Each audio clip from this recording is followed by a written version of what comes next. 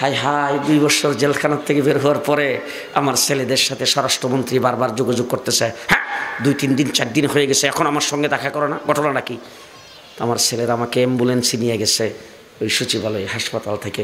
সেখানে যাওয়ার পরে একমাত্র আমি আর আমাদের কাউকে রাখে নাই, তাদের সমস্ত বাহিনীর প্রধান, গোয়েন্দাদের সব প্রধান নিয়ে তারা 20-25 জন আমাকে ঘেরাও করে রুদ্ধদ্বার কক্ষে আমাকে নিয়ে বসছেন।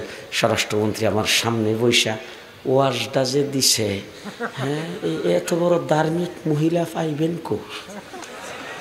মাথার কাপড়টা কোনোদিন ফালায় না, এতটুকু পর্যন্ত ব্লাউজ পরে, তারপরে 5 ওয়াক্ত নামাজ টাইম মতো পড়ে, তাহাজ্জুদ কোনোদিন কাজা করে না, ফজরের নামাজের পরে কোরআন তেলাওয়াত না করে কোনো কামই নেই। ঘটনাটা কি?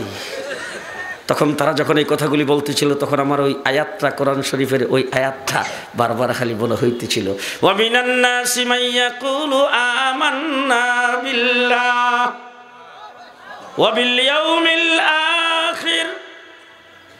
আচ্ছা আপনারা বলেন তো দেখি, যারা আল্লাহর উপর ঈমান আনছে, যারা আখিরাতের উপর ঈমান আনছে, তারাই তো ঈমানদার, তারাই তো মুসলমান। এবার আল্লাহ কি সার্টিফিকেট দেয়? ওয়া মা হুম বিমুমিনিন। আল্লাহ বলেন তারা মুমিন না, তারা মুমিন না, কারণ তারা মানুষকে ধোঁকা দেওয়ার জন্য এই কাজগুলি করেছেন। ইউখাদিউনা আল্লাহ ওয়াল্লাযীনা আমানু ওয়া মা ইয়াখদাউনা ইল্লা আনফুসাহুম ওয়া মা ইয়াশউরুন। আল্লাহ রাব্বুল আলামিন চাই আসলে আল্লাহকেও ধোঁকা দিতে পারে নাই, মুমিনকেও ধোঁকা দিতে পারে নাই, তারা নিজকে নিজে ধোঁকা দিয়েছেন। ঠিক না ঠিক? এই আয়াতটা বারবার মনে হইতেছিল। এবার আমি জিজ্ঞেস করতে চাই, গণভবন তো দখল করেছে জনগণ, সেখানে ঢুকছে, ঢুকার পরে মদের বোতল ঠিকই পাওয়া গেছে, নামাজের মুসল্লাও পাওয়া যায় নাই, কোরআন শরীফও পাওয়া যায় নাই। এর দ্বারা কি বোঝা গেল? কি বোঝা গেল?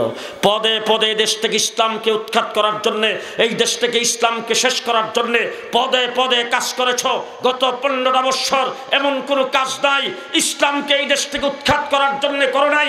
শিক্ষা ব্যবস্থার থেকে ইসলামকে বাদ দিয়ে নাস্তিকার মুর্তাদের শিক্ষা বাংলাদেশে চালু করেছ, ইসলামী শিক্ষার গুড়া কর্তন করেছ। ঠিক না ঠিক?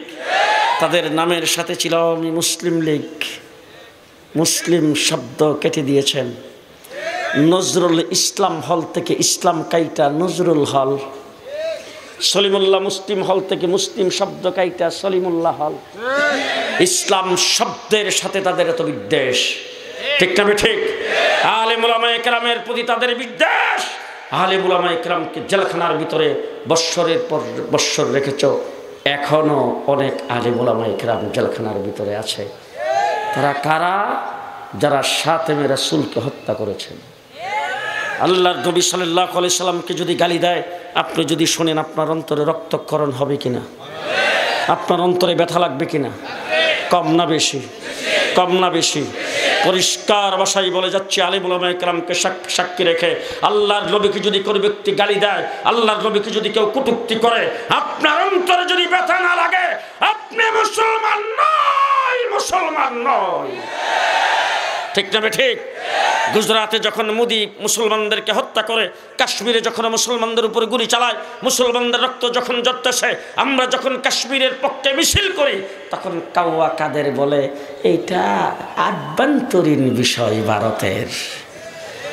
আমরা পরিষ্কার ভাষায় বলছি, আজকে যদি ভারতের কোনো একজন মুসলমানের গায়ে আচর লাগে, এটা মুসলমানদের, এটা ভারতের আভ্যন্তরীণ বিষয় নয়, এটা মুসলিম উম্মার বিষয়। ঠিক না ঠিক? মুসলিম উম্মার বিষয়। মিস্টার মোদি সাহেব আমাদের দেশটাকে দখল করে নেবেন, নানান ধরনের পাইতারা শুরু করে দিয়েছেন। আবার 16 তারিখে বলছেন যে দেশটা হিন্দুস্তানের বিজয়। এই কথা বলে আপনি কি ভাবছেন হাসিনাকে কুলে বসায়া দেশটা দখল করবেন? সাবধান, একটু আফগানিস্তানের দিকে তাকাইবেন। বিশ্বের সবচাইতে বড় পরাশক্তি আমেরিকাকে প্যাম্পাস পরায়া বিদায় করে দিয়েছেন। মিস্টার মোদি সাহেবকে বলবো, আপনারও দুটিটা সামলান, দুটি সামলান, নতুবা জানে রাখেন আপনার দেশ বড়, আপনার সৈন্য বেশি, আপনার জনগণ বেশি, আপনার পেটের ভিতরে আমরা আছি। আপনি যদি বাংলাদেশের দিকে চোখ তুলে তাকান,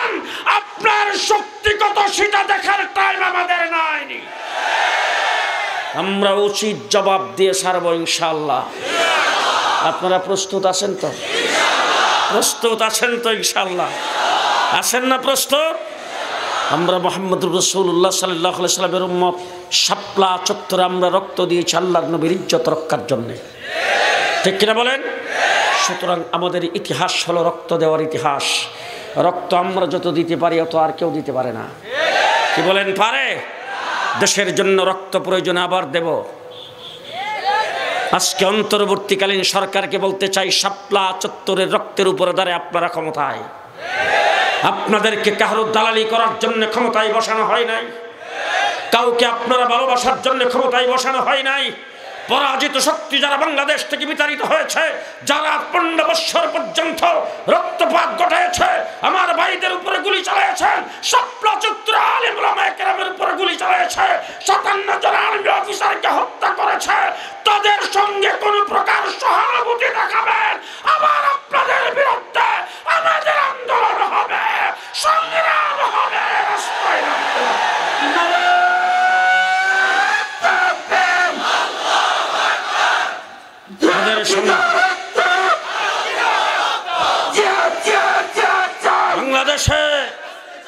বাংলাদেশে পরাজিত শক্তি আর বাংলার মাটিতে আসতে পারবে না।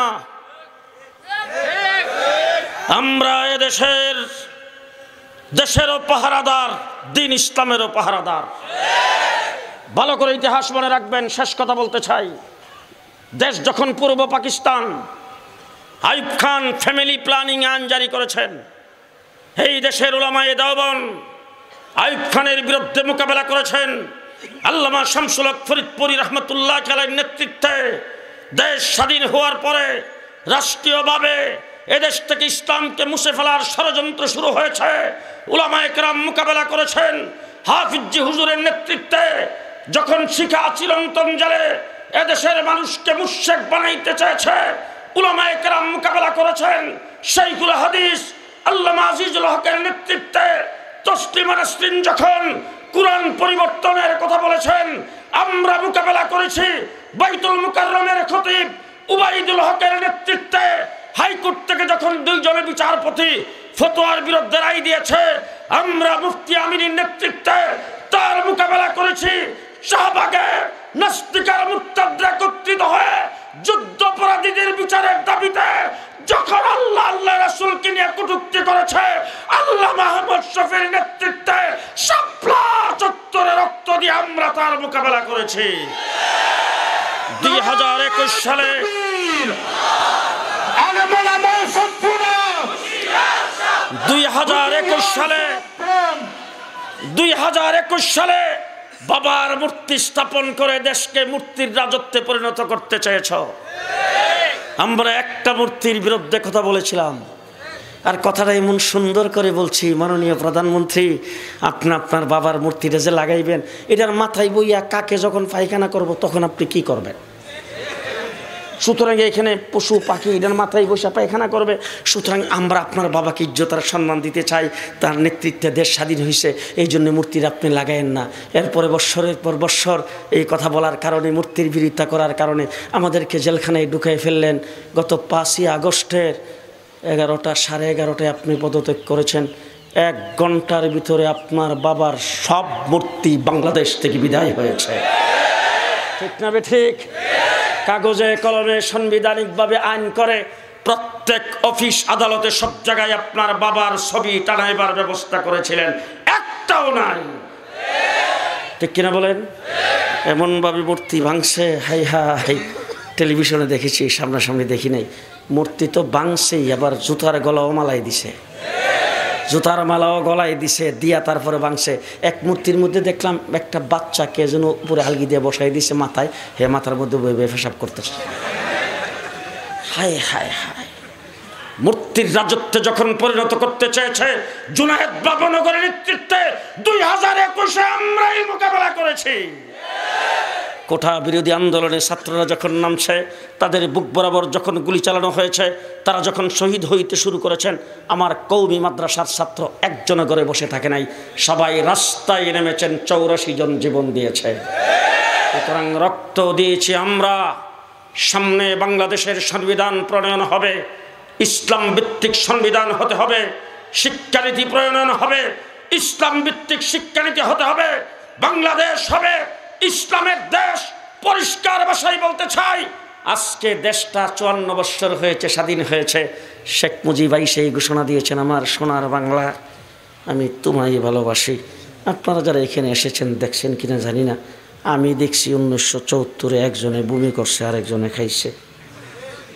রাস্তার কিনারের কুসুর ডুগা একটাও নাই, সব শেষ। হা হা। কিছুদিন পরে আরেকজন এসে বলল সবুজ বাংলা, এরপরে আসছেন আরেকজন এসে বললেন নতুন বাংলা। লেডি প্রধানমন্ত্রী ক্ষমতায় এসে মডার্ন বাংলাদেশ, কিছুদিন পরে আধুনিক বাংলাদেশ, এরপরে ডিজিটাল বাংলাদেশ। পদ্মা সেতু উদ্বোধনের সময় ঘোষণা দিয়েছেন স্মার্ট বাংলাদেশ। কি বাংলাদেশ? জি।